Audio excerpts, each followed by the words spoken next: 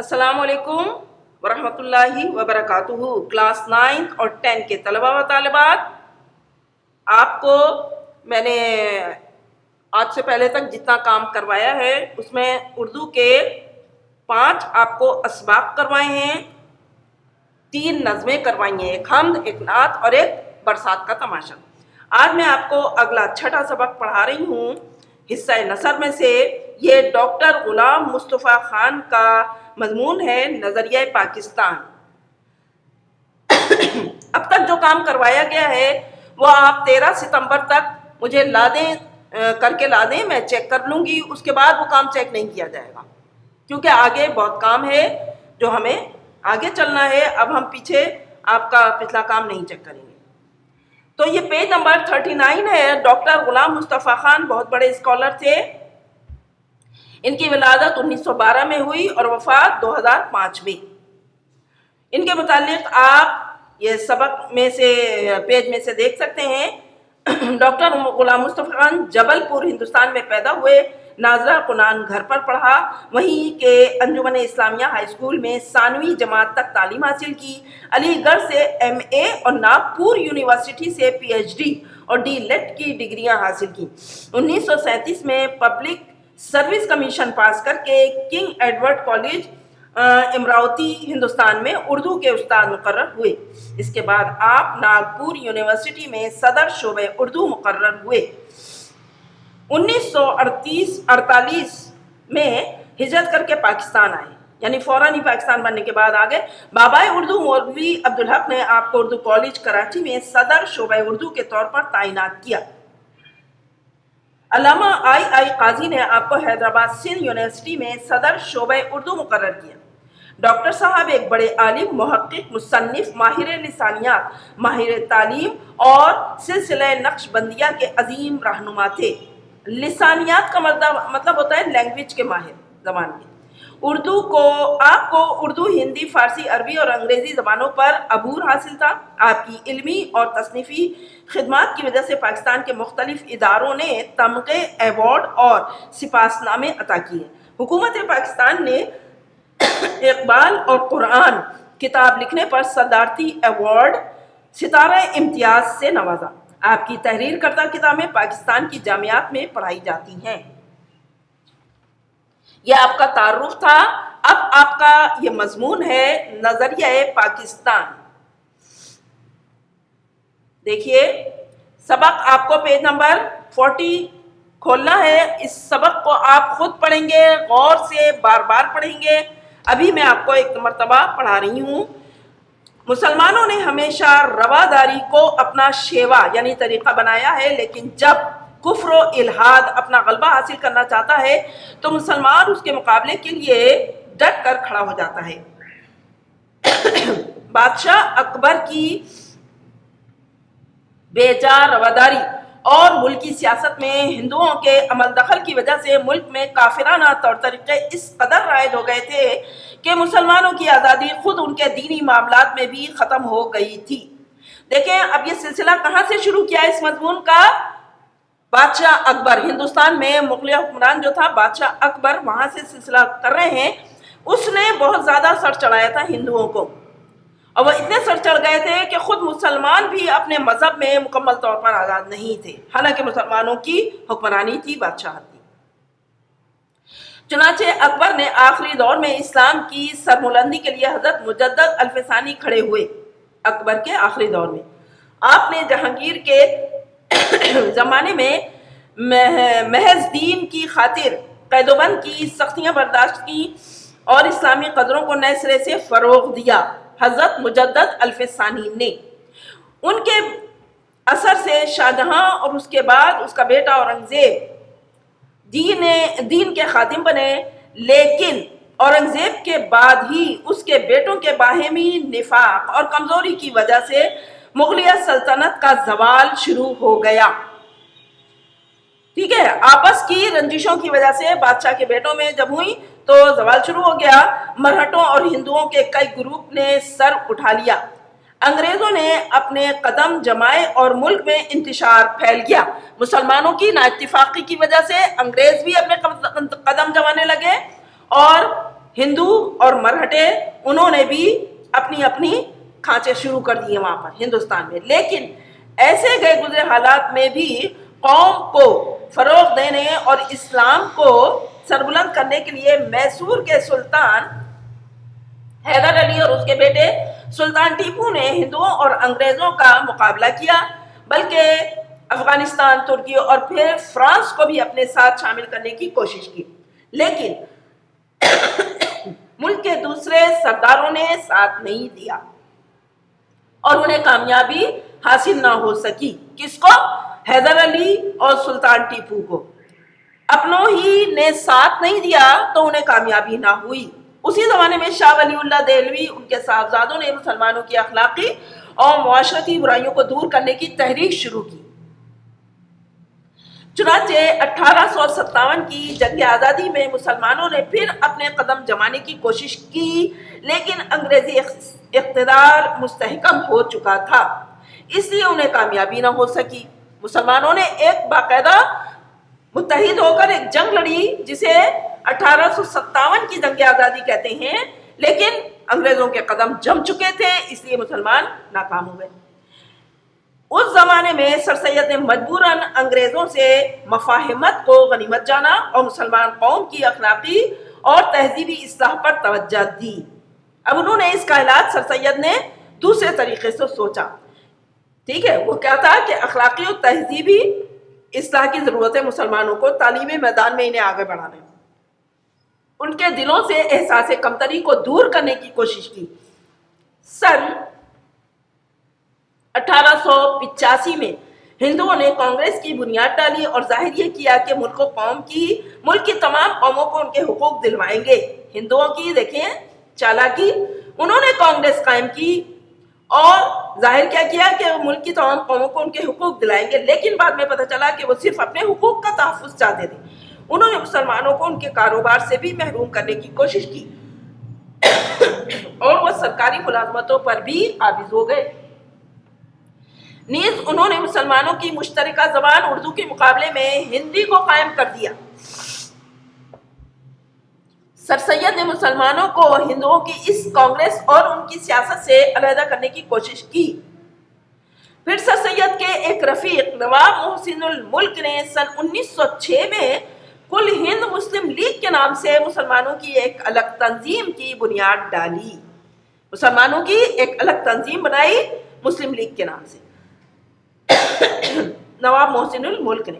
یہ تنظیم ڈھاکے میں قائم ہوئی تھی، جہاں ہندوؤں نے سازش کر کے مسلمانوں کو زک پہنچانے کے لیے یعنی نقصان پہنچانے کے لیے مشرقی بنگال اور آسام کا وہ صوبہ جس میں مسلمانوں کی اکثریت تھی ختم کرا دیا اور سن 1911 میں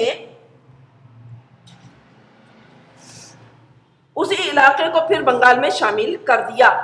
اسی زمانے میں پہلی جنگ عظیم چھڑ گئی جس میں انگریزوں کا مقابلہ جرمنی سے ہوا اور ترکی نے جرمنی کا ساتھ دیا. ہندوستان کے مسلمان چونکہ ترکی کے سلطان کو حجاز کی خدمت کرنے کی وجہ سے خلیفہ اسلام سمجھتے تھے، اس لیے انہوں نے مالی اور طبی امداد بہم پہنچائی، جس کی وجہ سے حکومت برطانیہ کو مسلمانوں سے عناد یعنی دشمنی پیدا ہو گئی. لیکن انہوں نے یہاں کے مسلمانوں سے یہ وعدہ کیا کہ اگر ہم کو اس جنگ میں فتح حاصل ہو گئی تو ہم کسی طرح بھی ترکی کو مزید نقصان نہیں پہنچائیں گے. یہ وعدہ محض فریب تھا. چنانچہ جب انگریزوں کو فتح حاصل ہوئی تو وہ اپنے وعدے سے پھر گئے اور انہوں نے ترکی کی وسیع سلطنت کے ٹکڑے ٹکڑے کر دیے. یہاں کے مسلمانوں کو اس فریب کی وجہ سے بہت تکلیف پہنچی اور انہوں نے خلافت کے تحفظ کے لیے مولانا محمد علی جوہر اور ان کے بڑے بھائی مولانا شوکت علی کی رہنمائی میں تحریک خلافت شروع کی، یعنی خلافت ترکی کی خلافت کو بچانے کی کوشش. لیکن اس زمانے میں ہندوؤں نے مسلمانوں کو ہندو بنانے کے لیے شدھی کی تحریک شروع کی اور ان کو ختم کرنے کے لیے مسلمانوں کو ختم کرنے کے لیے سنگٹن تحریک بھی شروع کی. پھر 1928 میں کانگریس نے جو نہری رپورٹ شائع کی اس میں مسلمانوں کے لیے علیحدہ نمائندگی کا اصول جو وہ 12 سال پہلے تسلیم کر چکے تھے بالکل نظر انداز کر دیا. پھر تو مسلمانوں میں بڑا جوش و جذبہ پیدا ہوا اور انہیں یقین ہو گیا کہ چونکہ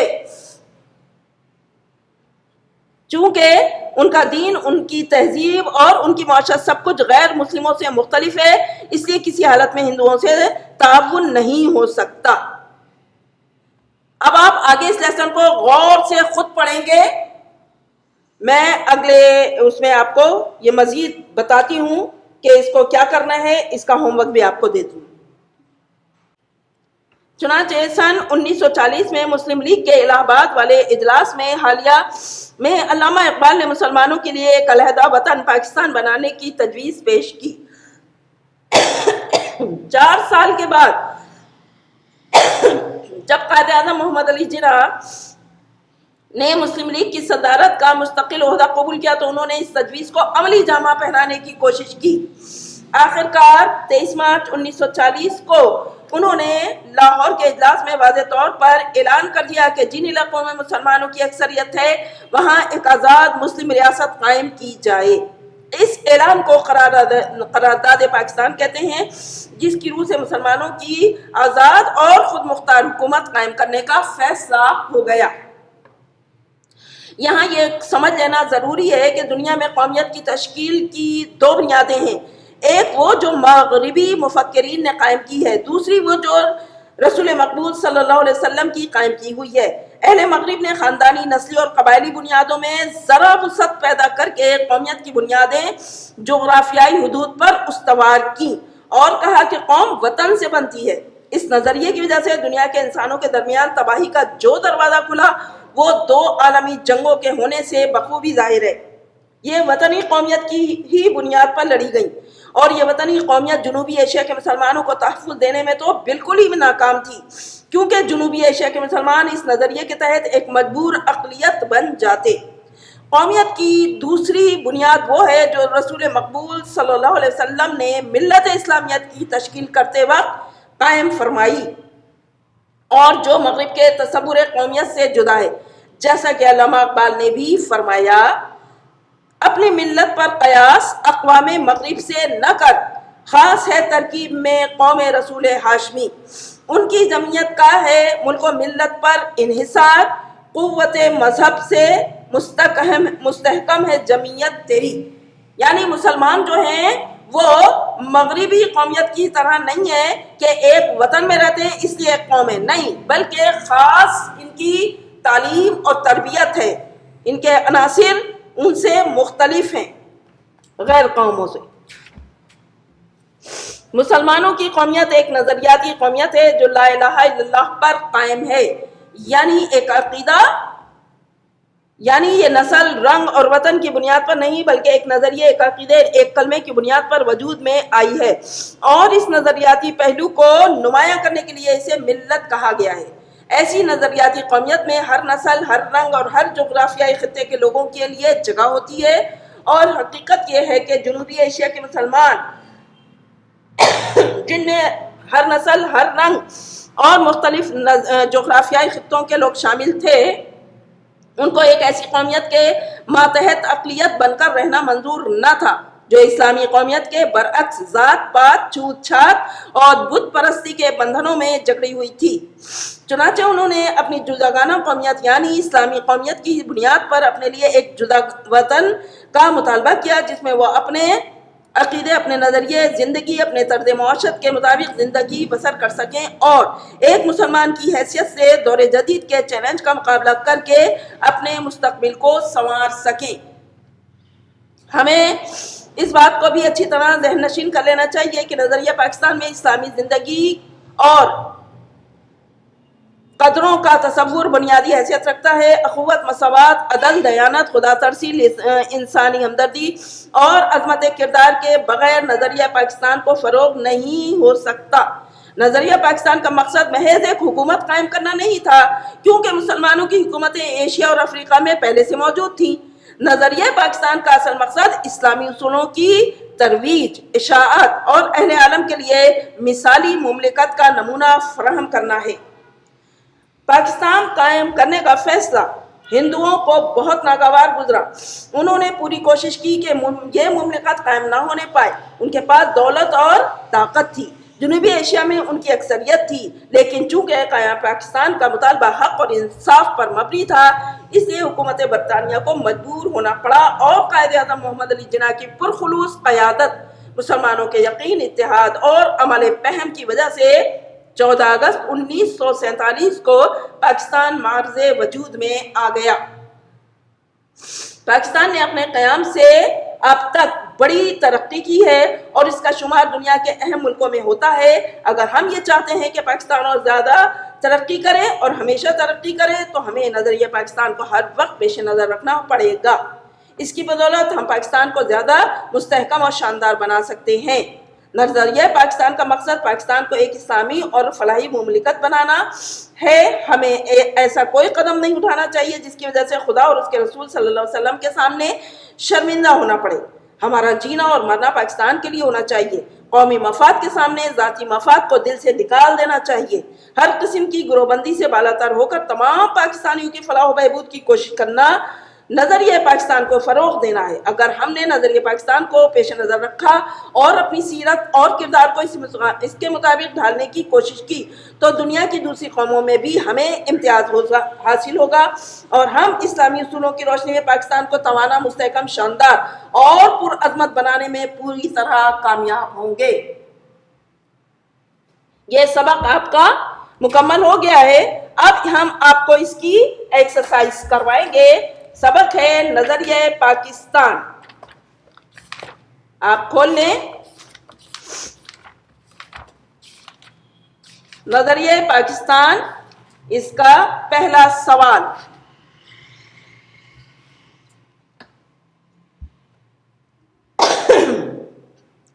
دیکھیں پہلا سوال ہے، نظریہ پاکستان کا مفہوم مختصر بیان کیجئے۔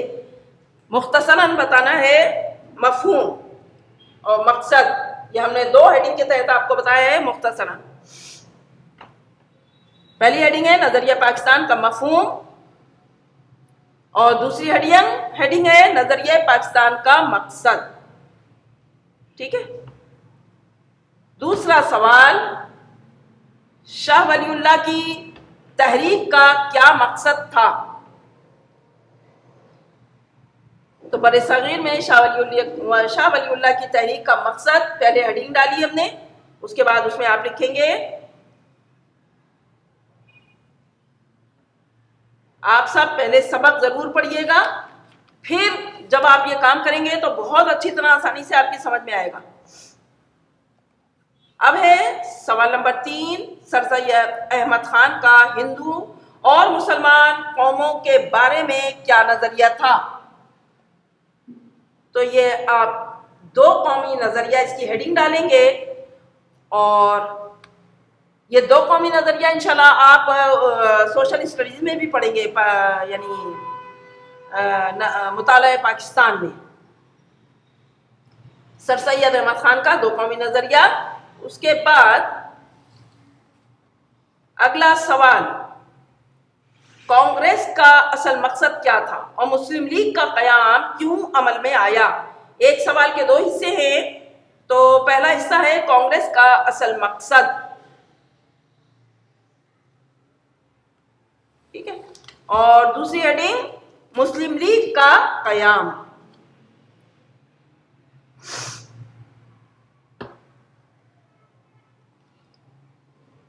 ٹھیک ہے۔ آگے سوال، دنیا میں قومیت کی تشکیل کے 2 بنیادی نظریے کون کون سے ہیں؟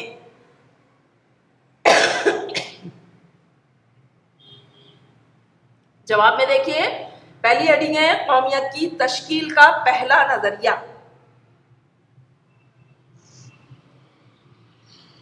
پہلا نظریہ، اس کے بعد قومیت کی تشکیل کا یہ دوسرا نظریہ دیکھیے، اور اس کے بعد یہ آخری سوال، مسلمانوں کی قومیت ایک نظریے کی قومیت کیوں ہے؟ تو یہ ہم نے اس کے جواب میں یہاں پہ آپ کو بتا دیا ہے۔ اب اس کے بعد آپ کی ایکسرسائز میں ایک خط ہے، خط کیا ہے کہ اپنے دوست کو ایک خط لکھیے جس میں بتائیے کہ ہمیں نظریہ پاکستان کے تحفظ کے لیے کیا کرنا چاہیے. خط لکھنے کا طریقہ پورا سمجھ لیجئے. سب سے پہلے رائٹ ہینڈ پر اپنا پتہ لکھتے ہیں, صحیح ہے, اس پتے کے نیچے ڈیٹ لکھتے ہیں, تاریخ لکھتے ہیں, پورا پتہ لکھنا ہے. اس کے بعد یہاں تاریخ لکھیں, جیسے آج تاریخ ہے 1 سپتمبر, 1 ستمبر, ٹھیک ہے, اور سن ہے 2020. اس کے بعد میری عزیز دوست, میرے مخلص دوست, یہ لکھیں گے. السلام علیکم کس طرح لکھتے ہیں, اس کا طریقہ بالکل صحیح ہونا چاہیے, وہ لکھیے گا. اور اس کے بعد کم از کم 3 پیراگراف میں آپ کا یہ خط ہوگا. پہلے میں اپنا حال احوال ہوتا ہے, دوسرے میں اصل میٹر ہوتا ہے جس معاملے پر آپ کو لکھنا ہے, اور آخری پیراگراف جو ہے وہ اختتامیہ ہوتا ہے, اختتامی جملے ہوتے ہیں اس میں. یہ آپ کو کرنا ہے.